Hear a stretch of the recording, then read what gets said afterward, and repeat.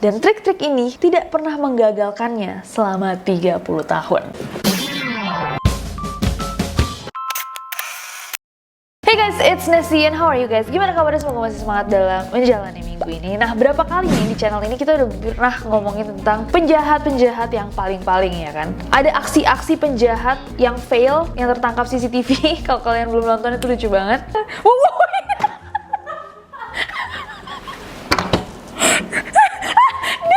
Maaf, dia barusan jatuh dari atap, terus dia berdiri aja kayak... Kriminal-kriminal yang paling bodoh. Dan salah satu yang paling menarik yang kita bahas sebenarnya udah lama banget adalah penjahat-penjahat yang paling jenius. Nah, masih ada ternyata kriminal-kriminal yang melangsungkan aksinya itu dengan sangat cerdik sampai membuat banyak orang terkesima tidak percaya gitu. Kayak, wah gila, dengan kapasitas otak setinggi itu kenapa dia jadi penjahat sih gitu. Sayang banget. Nah, malam ini kita akan bersama-sama membahas tentang penjahat-penjahat paling licik, cerdik, jenius yang pernah menggemparkan dunia. So without any further ado, let's get to the list.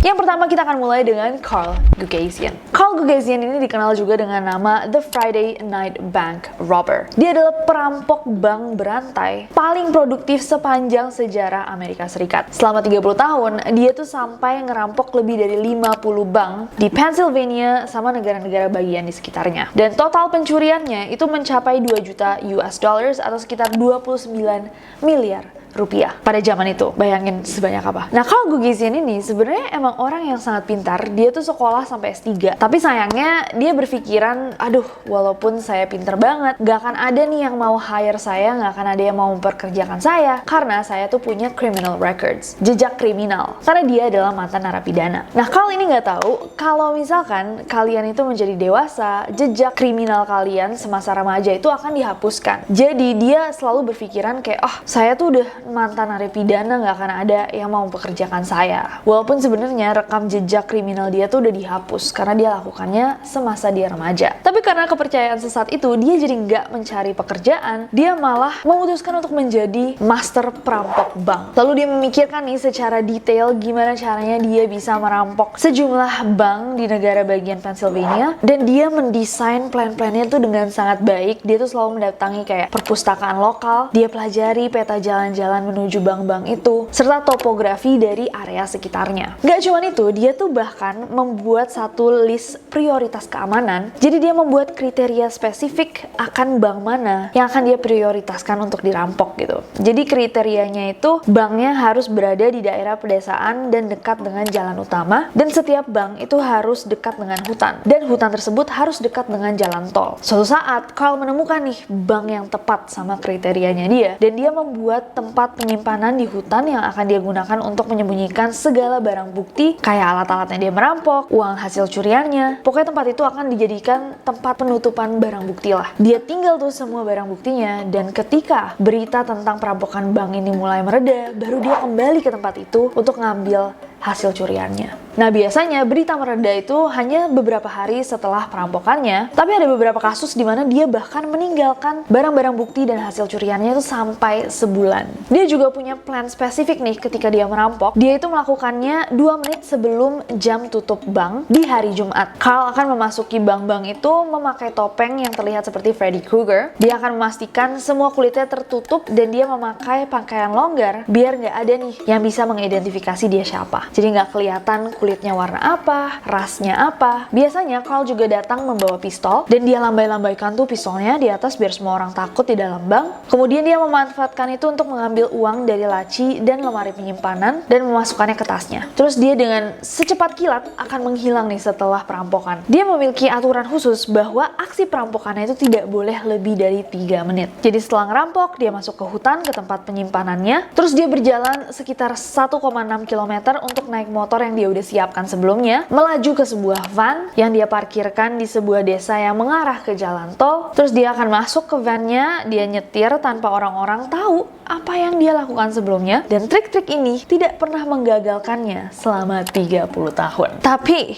ingat gak sih kalian quotes-quotes terbodoh? Sepandai-pandainya tupai melompat, pasti akan jatuh juga. Carl Gugasian akhirnya ketahuan nih, ada 2 remaja dari Radnor, Pennsylvania yang lagi jalan ke dalam hutan. Ketika mereka menemukan ada 2 pipa besar yang disembunyikan di dalam lubang drainage beton, dan di dalam pipa itu remaja ini menemukan banyak peta, senjata, amunisi, makanan, buku-buku, topeng Halloween, dan barang-barang lainnya. Nah, 2 remaja ini akhirnya pada tahun 2002 melaporkan hal ini ke polisi, bilang kayak, "Pak, nih saya nemu hal-hal aneh nih di dalam hutan." Dan dari barang-barang yang ditemukan, polisi bisa mengidentifikasi bahwa barang-barang tersebut adalah miliknya Carl, alias The Friday Night Robber, yang sudah merampok bank sejak 1989. Wow. Akhirnya pada usianya ke-55 tahun, Carl Gugasian ini ditangkap di luar perpustakaan umum di Philadelphia. Carl diadili atas 5 kasus perampokan saja, karena buat perampokan-perampokan yang lain buktinya tuh belum konkret. Tapi dia tuh mau diajak kerjasama gitu sama polisi, dan dia membantu akhirnya polisi-polisi kayak untuk mengerti kayak cara dia menggunakan otaknya untuk melakukan perampokan-perampokan terbaik ini. Dia jelaskan secara detail kepada para polisi kayak gimana caranya dia melakukan perampokan, gimana caranya dia melarikan diri, mindsetnya, dan lain-lain. Dan karena otak briliannya, bahkan Carl itu diminta untuk membuat kayak video pelatihan untuk polisi, bahkan peserta pelatihan anggota FBI untuk membantu mereka menangkap perampok bank. Atas bantuannya itu akhirnya Carl hukumannya dikurangin dari 115 tahun jadi 17 tahun aja, dan pada 2021 lalu Carl dinyatakan bebas. Wah. Next ada Albert Spaghieri. Albert Spaghieri, atau yang juga dikenal simply dengan nama Bert, ini adalah seorang kriminal asal Prancis kelahiran 1932. Nah, penjahat cerdik ini juga jagonya ngerampok bank, guys. Tapi beda sama Carl, kalau Albert ini ngerampoknya tuh bank-bank besar gitu, kayak Bank Notorious Rivera, dan dia benar-benar merencanakan perampokan tuh lewat terowongan. Saat musim panas di Nice, Prancis tahun 1976, Albert bersama 20 anak buahnya menerobos masuk ke brankas Bank Societe Generale dari terowongan sepanjang 7,6 meter yang mereka buat selama beberapa minggu sebelumnya. Mereka membuat terowongan itu dari antar bank dan cabang sistem saluran pembuangan kota. Wah, money heist banget. Kelompok ini bekerja dari hari Jumat sampai Minggu, mengosongkan brankas dan menyita sebagian besar cadangan kas bank. Terus mereka melarikan diri nih dengan membawa emas, uang tunai, perhiasan, dan permata senilai 8-10 juta US dollars atau sekitar 149 miliar rupiah di tahun 1976. Setelah penyelidikan yang sangat panjang, Albert ini akhirnya mengakui perbuatannya. Dia dipenjara nggak lama dari penyelidikan, tapi hebat ya, dia berhasil melarikan diri pada 10 Maret tahun 1977 dari kantor hakim. Dia kabur dengan berbohong, dia bilang kalau dia lagi sakit, tapi tiba-tiba aja dia berdiri, buka jendela, loncat keluar jendela, mendarat di mobil yang ternyata sudah disiapkan. Nah, dia berhasil melarikan diri, tapi 6 orang anak buahnya itu tetap ditangkap dan dihukum penjara. Waktu dia berhasil kabur itu, dia kan jadi buron ya. Nah, kalau dia ketangkap lagi, dia akan dijatuhi hukuman penjara yang jauh lebih berat daripada orang-orang lainnya. Dia bakal dihukum penjara seumur hidup secara absensia. Tapi setelah bertahun-tahun dia tidak ada kabarnya dan gak ketangkap-tangkap juga, Albert akhirnya diketahui meninggal dunia pada 8 Juni tahun 1989 akibat kanker tenggorokan. Wah, crazy. Next ada Frank Abagnale. Frank William Abagnale Jr. ini diketahui sebagai seorang konsultan keamanan Amerika Serikat yang dikenal atas latar belakangnya sebagai sang pemalsu cek, ahli menyamar, dan ahli melarikan diri. Frank ini adalah sosok yang dikenal banget nih di tahun 1960-an karena dia berhasil memasukkan cek senilai 2,5 juta US dollars atau sekitar 37 miliar rupiah dari 26 negara. Dia kumpulkan cek-cek ini selama kurang lebih 5 tahun dan pertama kali dia melakukan aksinya ini dia baru berusia 16 tahun. Jadi bayangin kayak dia dari 16 tahun selama 5 tahun. Jadi belum 21 tahun dia udah somehow manage untuk masukin cek sebesar 2,5 juta dolar. Dalam menjalankan aksi-aksinya ini, dia tuh memiliki 8 identitas terpisah. Jadi dia menyamar sebagai pilot, sebagai dokter, agen biro penjara, serta pengacara. Selain itu, Frank juga pernah kabur nih dari tahanan polisi sebanyak 2 kali. Dia berhasil kabur dari penjara Perancis setelah ditahan 6 bulan dari 12 bulan masa tahanannya. Frank juga sempat sempat ditahan di penjara Swedia selama 6 bulan. Nah, waktu dia jadi tahanan Amerika Serikat, dia tuh sekali lagi berhasil kabur dari masa tahanan 12 tahun.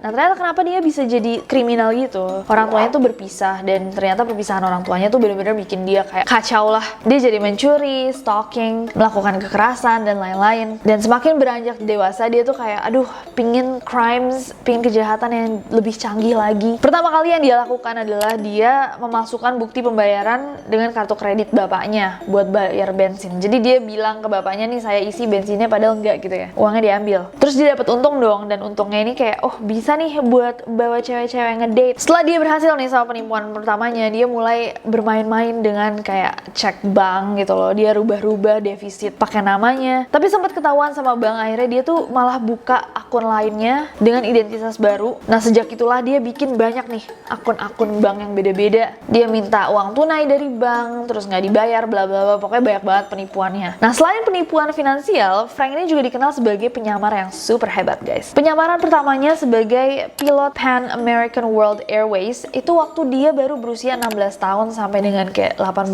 tahun. Dan dalam aksinya itu, Frank ini terbang lebih dari 250 kali serta berkeliling ke 26 negara. Jadi basically dia beli baju pilot dan segala macam dan mengaku sebagai siswa penerbangan. Terus dia datang ke Airways ini dan bilang kayak, oh ya saya kan siswa, jadi saya mau sekalian belajar gitu kan sambil terbang. Terus kata orang penerbangannya kayak, oh ya udah silahkan kamu masuk aja nih ke kokpit, lihat nih pilot sama co-pilotnya gitu. Dan akhirnya dia sampai bisa belajar beneran dengan identitas palsunya itu, sampai dia bisa terbang lebih dari 250 kali berkeliling ke 26 negara.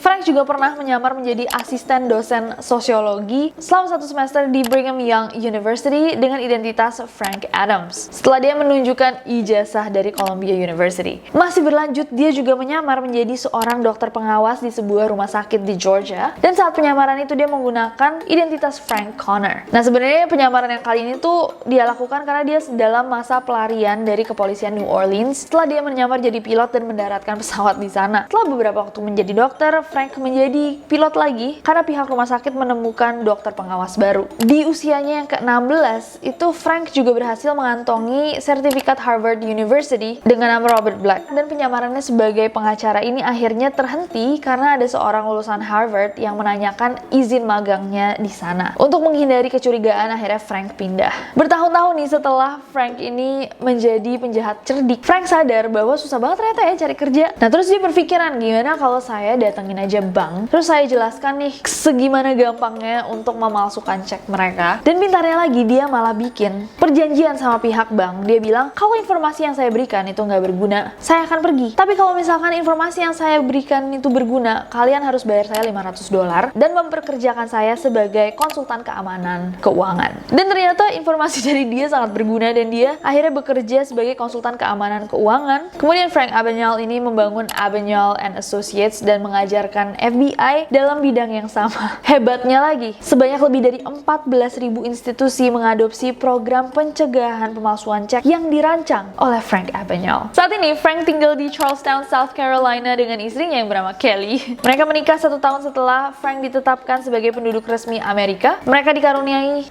orang anak, Scott, Chris, sama Sean, dan 1 dari mereka bekerja sebagai anggota FBI. Frank juga sempat nulis tentang biografinya, tentang kehidupannya dan lain-lain, dan diangkat juga jadi film sama Steven Spielberg tahun 2002 yang berjudul Catch Me If You Can.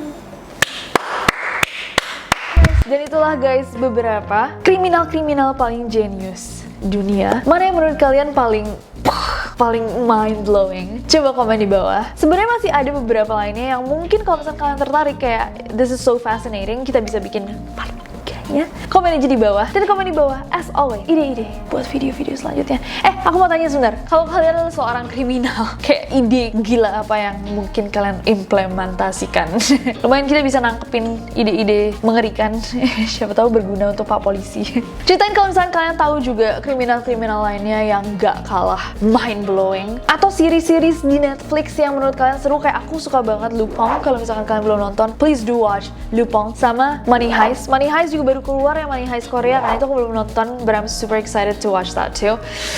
Dan komen di bawah as always ide-ide buat video-video selanjutnya. But other than that, I hope that you guys enjoyed this video. Kalau misalkan kalian suka videonya, klik like, follow aku di Instagram dan Twitter, gampang banget nih si JJJ, dan subscribe ke channel ini, juga nyalain notification-nya biar kalian tahu kalau misalkan aku upload video baru. Karena aku gak sabar ketemu kalian nih. Bye bye.